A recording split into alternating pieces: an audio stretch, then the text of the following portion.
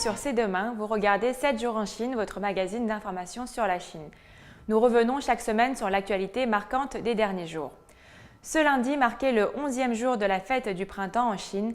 C'est la fête la plus importante de l'année pour les Chinois et les traditions sont exposées et rajeunies.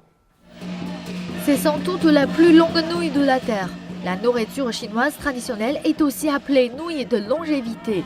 Les Chinois pensent que la longueur des nouilles est le symbole d'une longue vie. Elles apportent une joie sans fin et de la chance à quiconque les mange. Ces nouilles mesurent 500 mètres.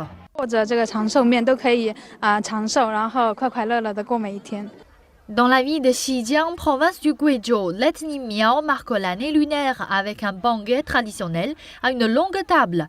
Plus d'un millier de familles, beaucoup en habits de fête, se rassemblent autour de la table pour célébrer le repas du Nouvel An. Leur accoutrement fabuleux ainsi que la nourriture sont de grandes attractions pour les gens voyageant ici. Dans le nord de la Chine, jouer au Kongzhu, au yo-yo chinois, est un moyen ancien mais aussi très populaire de célébrer la nouvelle année. Beaucoup de gens considèrent Kongzhu comme le symbole de la roue de la fortune. Ils espèrent que faire tourner le Kongzhu leur apportera de la chance. Mais la fête du printemps, c'est aussi un carnaval pour enfants. Figurines en sucre et peintures en sucre assouvissent leur désir de jouer et de goûter.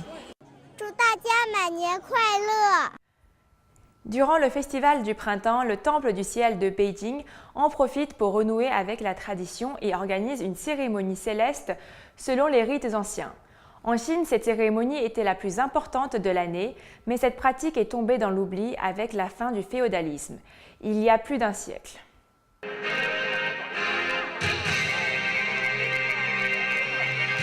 Dans la Chine féodale, la personne la plus puissante était sans aucun doute l'empereur.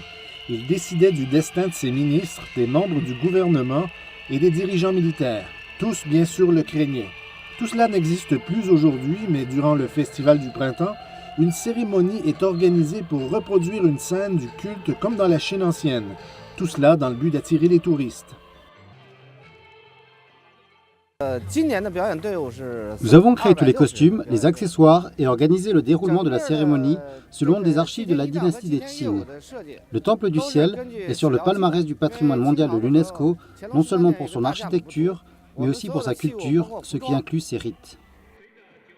Dans l'Antiquité, on pouvait admirer une procession qui était composée de la garde personnelle de l'empereur, des membres les plus influents du gouvernement qui portaient des lances avec des queues de léopard. Ils portaient aussi des épées rituelles brunes, des arcs et des flèches. Ils pénétraient dans le temple du ciel pour demander la bénédiction divine et prier pour une autre année de bonne récolte. Je n'avais jamais vu cette cérémonie auparavant. Je suis vraiment intéressée par ça. C'est vraiment spectaculaire. Je veux venir plus tôt la prochaine fois parce qu'il y a trop de monde. Le défilé royal sera reproduit une fois par jour jusqu'au 4 février. Et ce n'est pas seulement sur la partie continentale de la Chine que les célébrations du Nouvel An lunaire ont eu lieu. Voyons comment d'autres régions célèbrent elles aussi le début de l'année du cheval.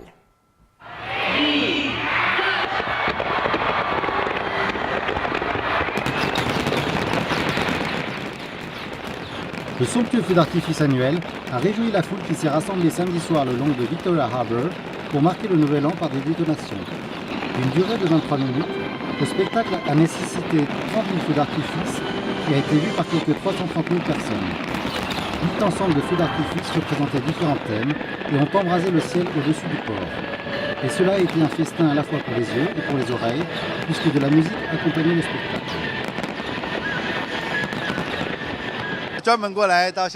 Nous sommes des touristes et nous sommes venus ici voir les feux d'artifice. Ils étaient vraiment beaux. Je souhaite à tout le monde une bonne année, une année du cheval prospère et aussi une bonne santé. La foule s'est peu à peu dispersée, mais ce n'est que le début d'une nouvelle année de séjour de touristes à Hong Kong, qui devrait en accueillir 8 millions pendant les vacances. À Singapour, les gens ont aussi célébré la nouvelle année lunaire avec leur foire annuelle à la lanterne. Les chants et les spectacles de danse, les stands de nourriture, Les ensembles de lanternes géantes et les feux d'artifice ont de concert offert aux visiteurs un plaisir spécifiquement chinois. Les lanternes en forme de pans et de chevaux ont rehaussé l'atmosphère festive des rues de Singapour. Cette activité a contribué à la joie du Nouvel An des gens d'origine chinoise vivant là-bas. C'est une tradition pour les gens d'ethnie chinoise vivant à Singapour de suspendre des lanternes pendant le Nouvel An chinois. La pièce maîtresse de la foire est sans conteste la lanterne en forme de cheval, soutenue par quelques mascottes auspicieuses. Et dans un exercice unique de plongée en bouteille, on a pu assister à 2 plongeurs brandissant une lanterne en forme de dragon dans l'un des plus grands aquariums du monde. Et cela ne se limite pas juste à l'Asie. Dans la ville espagnole de Barcelone, une parade s'est tenue samedi pour célébrer le Nouvel An chinois. L'événement était conjointement organisé par l'Institut Confucius de Barcelone et d'autres associations asiatiques. Des troupes d'artistes locaux se sont jointes à la fanfare pour représenter leur performance de casse-cou.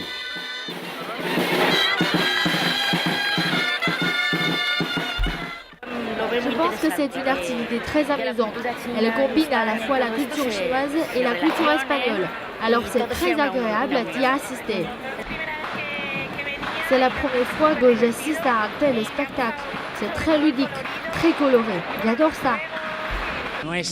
Je voudrais présenter ici mes meilleurs vœux à tous les Chinois. Je vous souhaite une nouvelle année prospère. Alors que la nouvelle année chinoise est reconnue et fêtée partout dans le monde, il semble que se dégage un intérêt de plus en plus fort pour les coutumes et traditions de l'événement.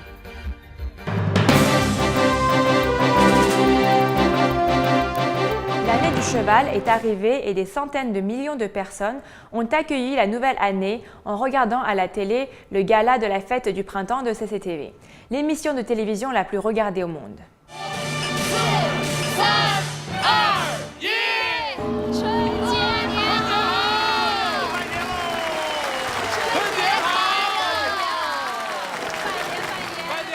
Bonne année du cheval, tout en regardant le gala de la fête du printemps.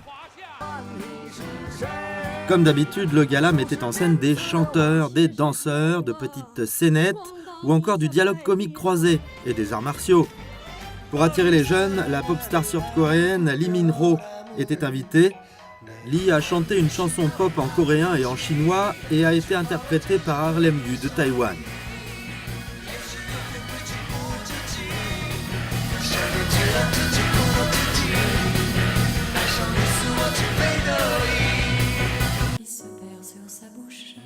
L'actrice française Sophie Marceau était aussi parmi les invités. L'ancienne James Bond girl est montée sur la scène de CCTV pour la première fois. Elle a interprété la célèbre chanson La vie en rose en duo avec l'artiste chinois Liu Huan.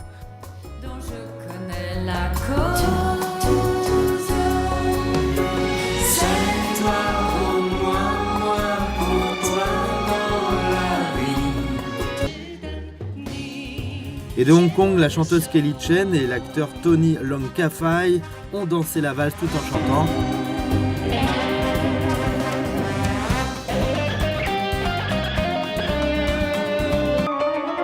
Le pianiste Lang Lang était de la partie. Et les jeunes chanteurs choisis lors des émissions de talent ont rejoint le spectacle.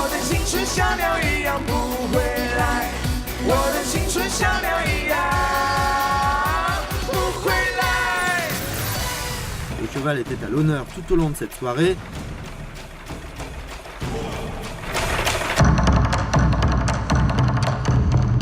Avec plus de 700 millions de téléspectateurs chaque année, le gala fait partie intégrante des célébrations de la nouvelle année chinoise depuis ses débuts en 1983.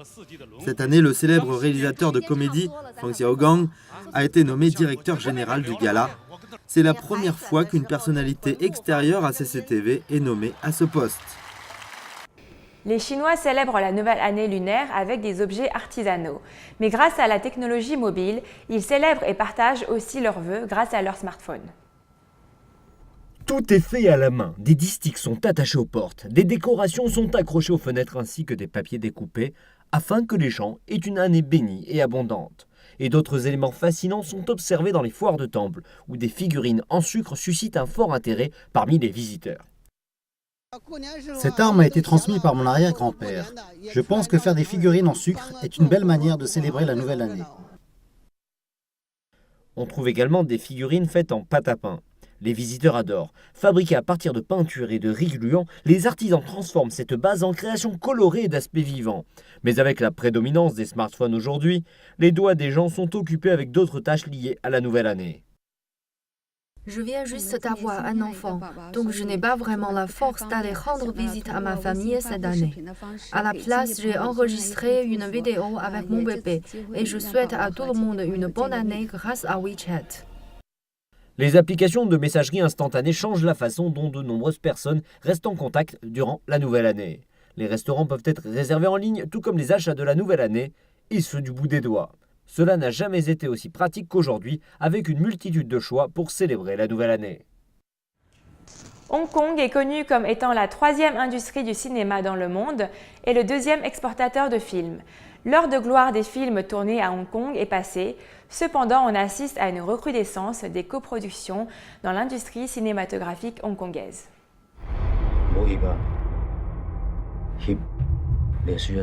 En 2013, 42 films hongkongais étaient projetés sur les écrans de Hong Kong, générant plus de 350 millions de dollars hongkongais de recettes. Parmi les 10 meilleures ventes de films hongkongais, 9 sont des coproductions. Chaque film a rapporté environ 24 millions de dollars hongkongais, 3 fois plus que les films produits localement. S'agissant du marché du continent chinois, l'écart de revenus s'agrandit. Prenons pour exemple le film de Jackie Chan, Chinese Zodiac. Le film a rapporté 10 millions de dollars hongkongais sur le marché hongkongais contre 1 milliard de dollars hongkongais dans le continent chinois. Le continent chinois est devenu le marché le plus important pour les films hongkongais. Si nous nous contentions uniquement du marché local hongkongais, personne ne ferait de profit. En 2013, le coût moyen de 42 productions hongkongaises était de 30 millions de dollars hongkongais. Grâce au marché du continent chinois, nous sommes rentables. Aujourd'hui, si vous voulez rencontrer une star ou un réalisateur, c'est à Beijing ou à Shanghai qu'il faut se rendre et non plus à Hong Kong. Si vous insistez pour travailler de façon isolée par rapport au continent chinois, personne n'investira dans votre film. Bien que ces collaborations soient fructueuses, il reste certain qu'elles ne peuvent faire face aux blockbusters américains. L'année dernière, les recettes totales du box-office à Hong Kong étaient de 1,6 milliard de dollars hongkongais, dont plus de 75% provenaient de films d'Hollywood. Même chose dans la partie continentale de la Chine. Comment peut-on comparer un film hongkongais à un blockbuster d'Hollywood? Je dois dire qu'au début de l'histoire du cinéma hongkongais, nous n'avons jamais dépassé le cinéma hollywoodien. L'illusion de l'âge d'or est due au fait que nous ne connaissions pas les productions hollywoodiennes de l'époque. Gordon Chan pense également que les films produits à Hong Kong devraient tenir compte de l'audience locale. Mais cela ne demande pas seulement un simple travail de localisation, l'innovation reste la clé du futur succès des films hongkongais. Le resserrement des liens entre la ville et le continent chinois se reflète dans les films hongkongais. Il y a plus de collaborations, plus de films avec des intrigues complexes entre le continent chinois, Hong Kong et Macao. C'est l'un des cas où l'art imite la réalité. Merci de votre fidélité. Je vous donne rendez-vous la semaine prochaine sur C'est demain à 22h30.